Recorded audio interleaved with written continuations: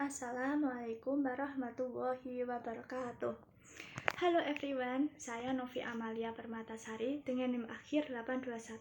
Di sini saya akan memaparkan hasil resumen bahan ajar hukum perikatan. Perikatan adalah suatu hubungan hukum yang terjadi antara dua orang atau lebih untuk saling mengikatkan diri. Berdasarkan pihak yang satu berhak menuntut suatu hal dari pihak lain, dan pihak lain berkewajiban untuk memenuhi tuntutan tersebut. Perikatan itu sendiri juga disertai dengan adanya harta kekayaan dan adanya hak serta kewajiban yang melekat pada diri seseorang. Dalam bahasa Belanda, perikatan disebut verbintenis, sedangkan perjanjian atau kontrak adalah suatu momentum atau peristiwa hukum antara dua orang atau lebih berjanji kepada orang lain untuk melakukan sesuatu. Perjanjian atau kontrak merupakan satu sumber perikatan yang disertai adanya tindakan hukum yang dapat membuat pihak atau orang lain saling terikat. Bentuk-bentuk perjanjian atau kontrak ada dua, yaitu 1. Perjanjian atau kontrak secara tertulis. Biasanya dapat disertai dengan adanya dokumen-dokumen tertulis berupa hitam di atas putih. 2. Perjanjian atau kontrak non atau tidak tertulis, tidak disertai dokumen-dokumen tertulis atau tidak disertai hitam di atas putih. Biasanya hanyalah berupa ucapan atau perkataan secara lisan. Nah, perjanjian itu sendiri lahir dari perikatan, sementara perjanjian dan perikatan sama-sama lahir dari undang-undang. Definisi perikatan menurut Profesor Subekti adalah hubungan hukum antara dua orang atau lebih di mana satu pihak atau orang berhak menuntut suatu hal dari pihak lain, dan pihak lain berkewajiban untuk memenuhi tuntutan tersebut. Terjadinya hubungan antara perikatan dan perjanjian. Perjanjian atau kontrak adalah sumber perikatan, yang berarti perjanjian itu dapat melibatkan atau menciptakan perikatan.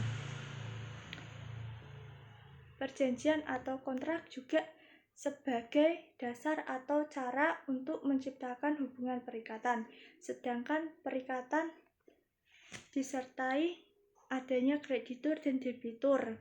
Kreditur adalah pihak atau orang yang berhak atas suatu prestasi, dan debitur adalah pihak atau orang yang berkewajiban untuk melaksanakan atau melakukan serta memenuhi atau menerima prestasi. Perikatan juga hasil dari akibat perbuatan hukum. Sumber-sumber perikatan menurut pasal 1233 Kitab Undang-Undang Hukum Perdata, yaitu perikatan lahir dari perjanjian, perikatan lahir dari undang-undang, sementara perikatan dan perjanjian itu sama-sama lahir dari undang-undang. Ada 4 syarat sahnya perjanjian yang tertuang dalam pasal 1320 Kitab Undang-Undang Hukum Perdata, yaitu 1. Disertai adanya kesepakatan atau kata sepakat antar pihak. 2. Disertai adanya kecakapan antar pihak. 3. Disertai adanya suatu hal tertentu. 4. Disertai adanya sebab yang halal. Jenis-jenis perikatan yaitu 1. Perikatan bersyarat. 2. Perikatan dengan ketetapan waktu. 3. Perikatan alternatif. 4. Perikatan tanggung renteng. 5. Perikatan yang dapat dibagi dan perikatan tidak dapat dibagi. 6. Perikatan dengan ancaman hukuman. Asas-asas perikatan yaitu 1.